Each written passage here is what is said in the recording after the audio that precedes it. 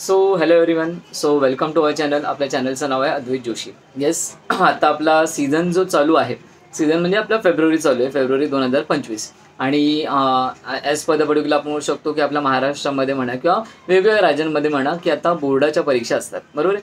So बोर्डाच्या परीक्षा म्हणजेच काय, आपण म्हणू शकतो 10वीची बोर्डाची परीक्षा आता 21 तारखेपासून चालू होईल. आणि माझ्या मते 12वीचा पेपर जो आहे तो कालपासूनच चालू झालेला आहे. बरं, आता हा व्हिडिओ आपल्या कशा संदर्भात आहे, ओके. सो हे सगळं माझे विद्यार्थी मित्र जे आहेत किंवा माझे म्हणजे मी वेगवेगळ्या अकॅडमीजमध्ये शिकवतो. सो वेगवेगळ्या अकॅडमीजमध्ये नवी मुंबई म्हणा, पेण एक आहे अलिबागच्या आधी. सो तिथे वेगवेगळ्या अकॅडमीजमध्ये बरंचसं माझं टायअप आहे. आणि त्या लोकांसाठी पण आहे किंवा जे आपली यूट्यूब म्हणजे माझे आपल्या चॅनलला ज्यांनी सबस्क्राईब केले किंवा जे आत्ता बघतायत या चॅनलला, तर त्यांना पण सगळ्या आपल्या विद्यार्थी मित्रांना एकच आव्हान आहे, काही टिप्स आहेत. की टिप्स म्हणजे काय, की आपल्याला एक्झाम सीझनमध्ये आपल्याला कसं राहायचं, ओके. सो नंबर वन काय आहे की नंबर वन म्हणजे आपण म्हणू शकतो की टेन्शन फ्री राहायचं. Tension free. आता तुम्ही म्हणाल, अरे सर असं कसं काय, टेन्शन तर येणारच ना, उद्या पेपर आहे. बरं, काल पहिलाच एक लँग्वेजचा माझ्यामध्ये पेपर झाला असेल ना, की लाईक इंग्लिश किंवा इंग्लिशच ऑलमोस्ट होतं. सो लँग्वेजचं आता खरे येणारे पेपर महत्त्वाचे आहेत, है ना. आय थिंक 12वीवाल्या तर स्पेशली मला कॉमर्सचं मी काही घेत नाही, बट कॉमर्सचं पण जे काय असेल ते तुम्हाला पर्टिक्युलर दुसऱ्या माध्यमातून तुम्हाला कळेलच. बट आपला जो सायन्सचा जो पार्ट आहे, आता 12वीचे जनरली आता पेपर चालू आहे, बरोबर. आता 12वीचा माझ्या मते याच्यानंतर काही महत्त्वाचे पेपर येणार आहेत, म्हणजे फिजिक्स आहे, केमिस्ट्री आहे, मॅथ्स आहे, बायो आहे, ज्यांचं CS किंवा IT असेल ते एक पर्टिक्युलर असेल. तर आता टिप अशी आहे, आय नो हा जास्त व्हिडिओ मोठा नसेल, कारण बरेच मुलांच्या माझे विद्यार्थी मित्र किंवा बरेच जे आपले चॅनल जे आपले यंगस्टर्स किंवा पर्टिक्युलर आपण शकतो स्टुडंट ग्रुप जे बघत आहेत त्यांना आता बघायला वेळ नसेल, कारण त्यांचा अभ्यासाचा टाईम आहे. सो तुमचा अमूल्य वेळ मी डिस्टर्ब नाही करणार. सो एकच सांगणे की एक गोष्टी आहेत, काही सांगणार आहे की ते आपल्याला लक्षात ठेवायचे. एक्झामच्या वेळेला आपल्याला बरेच वेळेला फिअर म्हणजे एक्झाम फिअर आपल्याला नसलं पाहिजे, बरोबर. पहिली गोष्ट म्हणजे काय, आता येणारा जो पेपर आहे त्या पेपरचा आता अभ्यास करायला सुरुवात. म्हणजे आता आहे तो वेळ माझा, ठीक आहे. आता वर्षभरात आपण काय केलं, काय नाही केलं, किती राहिलं, किंवा आपल्याला असं काही वेळेला असं होतं की अरे एवढं वर्ष गेलं, मी थोडंसं करायला पाहिजे होतं, लक्ष द्यायला पाहिजे होतं. आय नो तसं कोणी करत नाही. प्रत्येकाचं एक टाईम स्लॉट, प्रत्येकाचं टाईम जसं जवळ येतो हे पर्टिक्युलर कळत जातं की नाही बाबा अभ्यास केला पाहिजे. आता मी वेगवेगळ्या अकॅडमीमध्ये शिकवतो. प्रत्येक म्हणजे माझे जे स्टुडंट बघतात चॅनल त्यांना माहिती असेल की प्रत्येक स्टुडंटना, प्रत्येक माझे जे जेवढे ग्रुप्स आहेत किंवा प्रत्येक पर्टिक्युलर आपण शकतो जेवढे माझ्या अकॅडमीमध्ये मी शिकवतो की नाही, त्यांना मी तिथे दरवेळेला एक अवेअरनेस करतो की चला आता 20 दिवस राहिले का बाबा 30 दिवस राहिले का 1 महिना राहिला. सो त्यांना एक थोडं अलर्ट मोडवरती राहायचं. ते घाबरायचं, अरे सर असं का सांगता, मला घाबरू नका. पण नाही, अलर्ट मोड आणणं गरजेचं आहे, कारण आपण अलर्ट नाही राहिलो तर आपल्याला कळणार नाही. लाईक आता मी अलर्ट होते, कारण माझी एमएडची परीक्षा आहे ते 4, 5, 6, 7.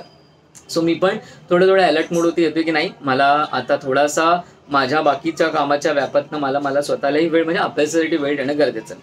सो नंबर एक गोष्ट म्हणजेच काय की लाईक पहिलं म्हणजे आपल्याला अभ्यास पूर्ण करून जायचं. जेवढं काय आहे, जेवढं काय आपल्या गुरूंनी, आपल्या टीचर्सनी, आपल्या मार्गदर्शनाने किंवा पर्टिक्युलर आपण शकतो जे काय आपले लेक्चरर, ट्युटर्स जे आहेत त्यांनी जे ज्या विषयांबद्दल सांगितलेलं आहे, जे इम्पॉर्टंट सांगितलेलं आहे ते आधी आपल्याला करायला सुरुवात करायची. म्हणजे एनी सब्जेक्ट म्हणजे फिजिक्स म्हणा, केमिस्ट्री म्हणा, मॅथ्स म्हणा, बायो म्हणा, जे काय सांगितले ते आपल्याला करून द्यायचे.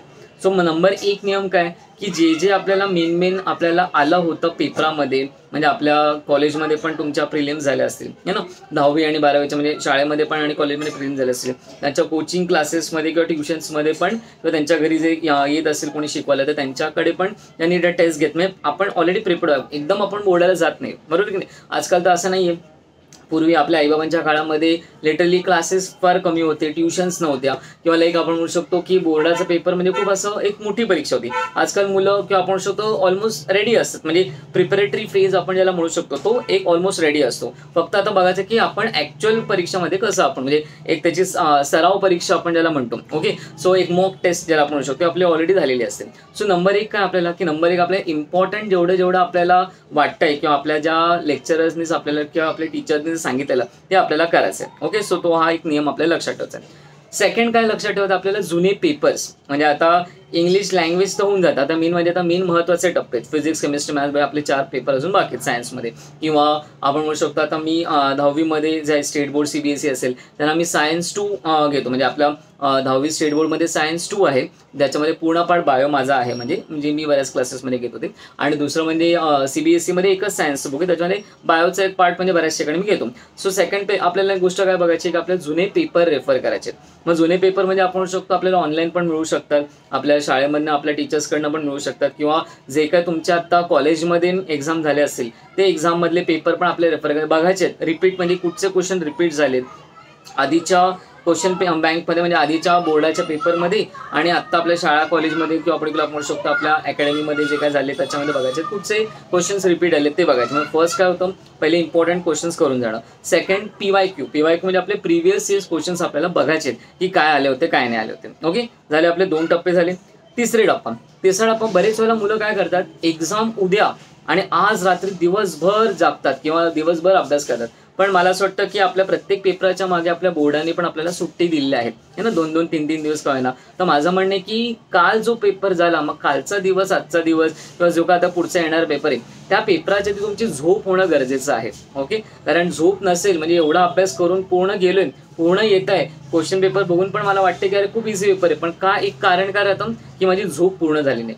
आणि झोप पूर्ण न झाल्यामुळे आपण थोडंसं ब्लँक होऊ शकतो किंवा आपल्याला आठवू शकत नाही. आणि मग आपल्याला शेवटी असं वाटतं की अरे मी थोडं झोपलं असतो किंवा त्या दिवशी तर मी पेपराच्या आधी झोपलो असतो तर माईट बी मला दुसऱ्या दिवशी मला सगळे आन्सर्स आठवले असते. सो झोप होणं गरजेचं आहे. जो 3 पॉईंट झाले आपले.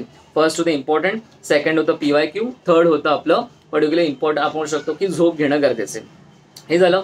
चौथा नियम काय लक्षात ठेवायचं आपल्याला. चौथा नियम म्हणजे हा आहे की एक्झाम झाल्यानंतर बरेच वेळेला म्हणजे माझ्यासारखेच तुम्ही असणार, कारण मी माझ्या एक्झामच्या वेळेला असंच करतो की एक्झाम झाल्यानंतर बरेच वेळेला आपल्याला एक असं की डिस्कस करणे की बाबा अरे ह्याचं आन्सर काय होतं, त्याचं आन्सर काय होतं. ठीक आहे, तुम्ही जे आन्सर, कारण आता तो पेपर गेलेला आहे बरोबर आहे, आता त्या पेपराचं काही होऊ शकत नाही. तुम्ही जे आन्सर लिहिलंय ते ऑलमोस्ट ते म्हणजे आता गृहीतच आहे की ते तुमचं करेक्ट किंवा म्हणजे असेल किंवा रॉंग असेल ते.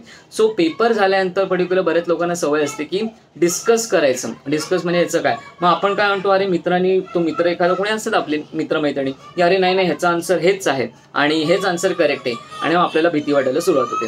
मग आपण काय करतो, आपण घरी जातो, घरी झाल्यानंतर मग घरी आल्यानंतर मग आपण म्हणू शकतो की आपण तो पेपर बघतो परत काय नाही तो. मग आपण मार्क आपले स्वतःचे काढायला सुरुवात होतो आणि मार्क काढल्यानंतर आपल्याकडे अरे बापरे ह्याच्यात तर मला खूपच कमी मार्क मिळणार किंवा ह्याच्यात म्हणजे मला चांगले मार्क मिळतात हे टेन्शन येतं आणि ह्याचा इफेक्ट आपल्या नेक्स्ट पेपरवरती होतो. सो काही घाबरायची गरज नाही.